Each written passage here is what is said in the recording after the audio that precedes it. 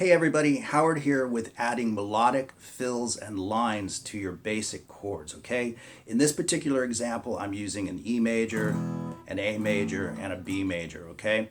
And what I'm doing is I'm using double stops, scale tones, and open strings to make this happen. So this is kind of a takeoff on two of my previous lessons.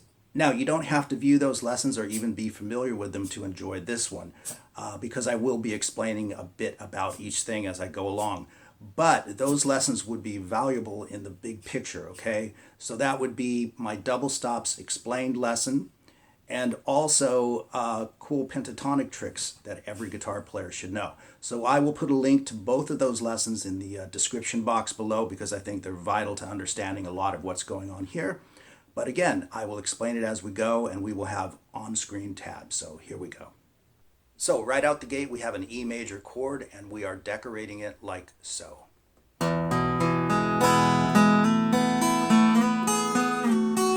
Okay, so the first thing we're doing is I pull my ring finger down to get that suspended 4 sound. So I'm hammering essentially from the 1st fret to the 2nd fret by using my 1st finger and my 3rd finger, because of course your 1st finger is already in place, and then just arpeggiate the strings. And I think down, down, up is probably best for that. Alright?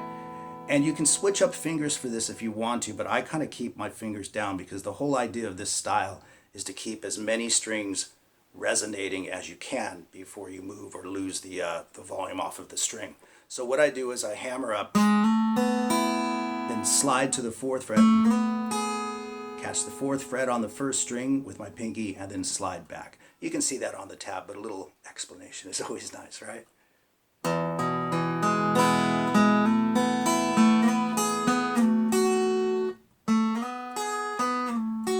Okay.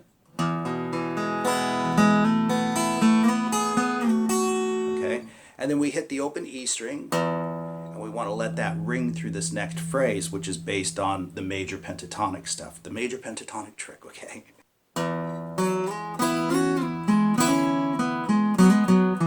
So once again, you want to keep that E string ringing, okay? And once again, it's based off of the E major pentatonic scale.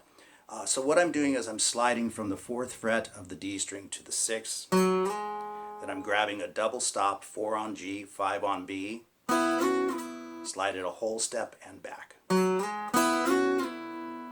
then the 6th fret on the D string again. Then staying with that double stop, we're doing a hammer on the G string. But of course I'm hitting both the G and the B strings simultaneously. You can see that on the tab, but just in case.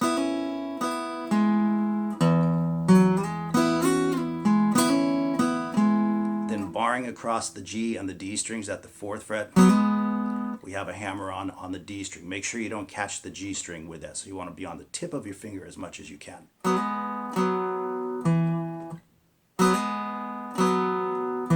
So that second phrase is...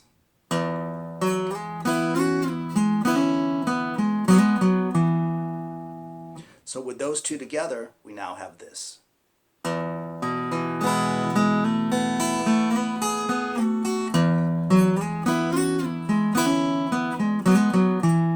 And then we're moving to an A chord, or you can look at it as an A sus2, because I'm not playing the triad, I'm keeping the B string and the E string open.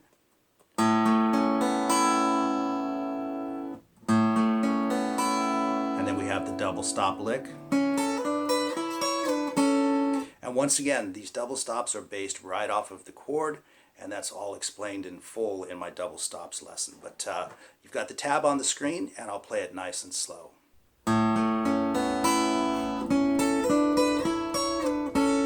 Bit of hybrid picking there at the end to catch that double stop, using your pick on the G string and your finger on the 1st E string.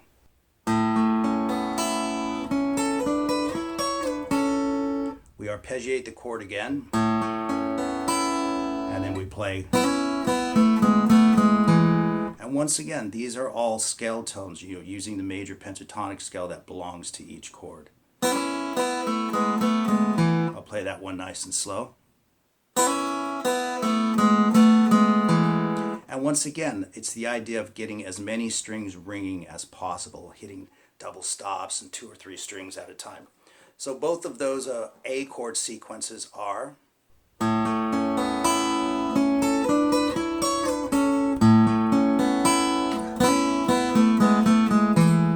and then we are moving back to the E chord, but I'm decorating it a little bit differently. What I'm doing is I'm adding an F sharp at the 4th fret on the D string to the E chord. So instead of having just the 2 octaves, I'm adding that right there. You can look at that as a suspended second, adding a second to it, or you can look at it as a major ninth, however you want to look at it, okay? And once again, we're just arpeggiating right through the chord. And then once again, using those double stops that come right off of the major chord.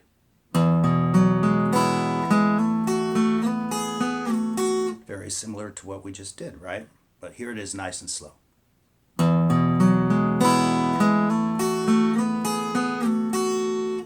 And then we arpeggiate the chord again.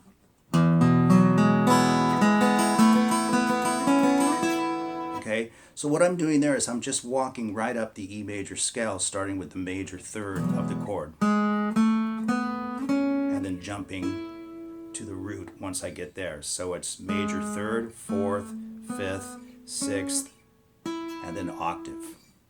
And I'm using the open B and E strings combined with those scale tones to create a kind of arpeggio effect. You can see that on the tab, but I think the best picking pattern for that is a cross picking pattern. Down, down, up, down, down, up.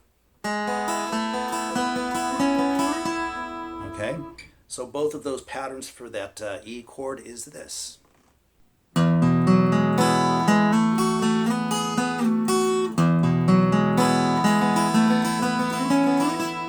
And then I'm moving to a B chord at the 7th fret, but I'm not barring. I'm keeping the B string and the E string once again open, which creates kind of a suspended 4 sound, right? And I'm arpeggiating the chord the exact same way and following it with those chord double stops. Once again, a little hybrid picking to catch that last double stop. I'll do that one nice and slow.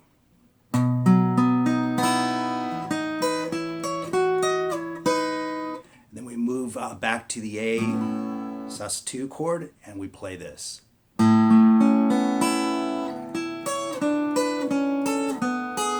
Once again, those basic double stops based right off of the chord. Again, you'll find all that information in my double stops lesson.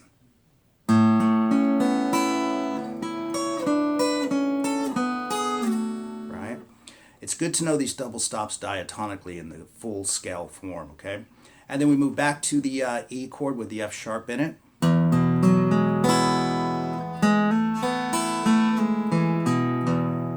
That's pretty self-explanatory, but let me play the whole thing from the B chord.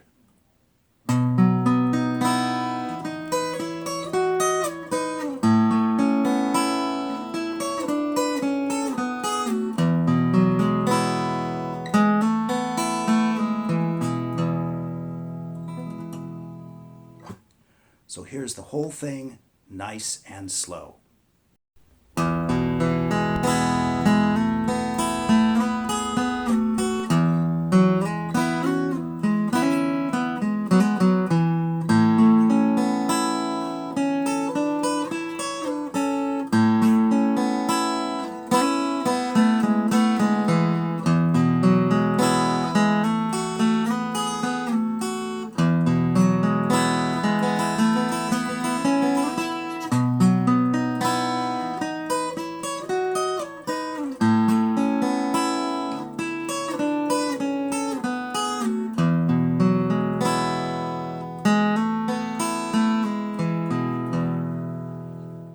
So there you go with adding melodic lines and fills to some basic chords, all right?